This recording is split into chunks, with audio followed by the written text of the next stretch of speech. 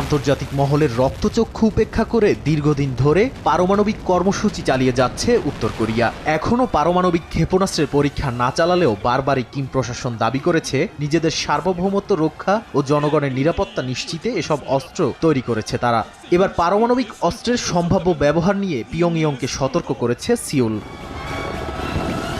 বৃহস্পতিবার এক বিবৃতিতে দক্ষিণ কোরিয়ার গোয়েন্দা সংস্থার পরিচালক বলেন, কিম জং উন দক্ষিণ কোরিয়ায় পারমাণবিক হামলা চালালে উত্তর কোরিয়ায় পাল্টা আক্রমণ চালাবে যুক্তরাষ্ট্র। তিনি আরও বলেন, দক্ষিণ কোরিয়া যদি উত্তর কোরিয়ার পারমাণবিক হামলার শিকার হয় সেটি ওয়াশিংটন ও সিউলের মধ্যে বিদ্যমান নিরাপত্তা জোটের সঙ্গে সরাসরি সম্পৃক্ত। এদিকে দক্ষিণ কোরিয়ার এমন হুমকির পরপরই অন্তত 10টি ক্ষেপণাস্ত্র ছুঁড়েছে উত্তর কোরিয়া। রাজধানী পিয়ংইয়ংয়ের সুনান থেকে উত্তর পশ্চিম দিকে 10টি মাল্টি লঞ্চার ক্ষেপণাস্ত্র ছোড়ার কথা জানিয়েছে বিভিন্ন গণমাধ্যম। যদিও এ বিষয়ে বিস্তারিত কিছু জানায়নি কিম প্রশাসন। উত্তর কোরিয়া যেসব মাল্টি লঞ্চার মিসাইল নিক্ষেপ করেছে সেগুলোকে স্বল্প পাল্লার ব্যালিস্টিক মিসাইল হিসেবে বিবেচনা করে দক্ষিণ কোরিয়া। নাদিম মারজান, সময় সংবাদ।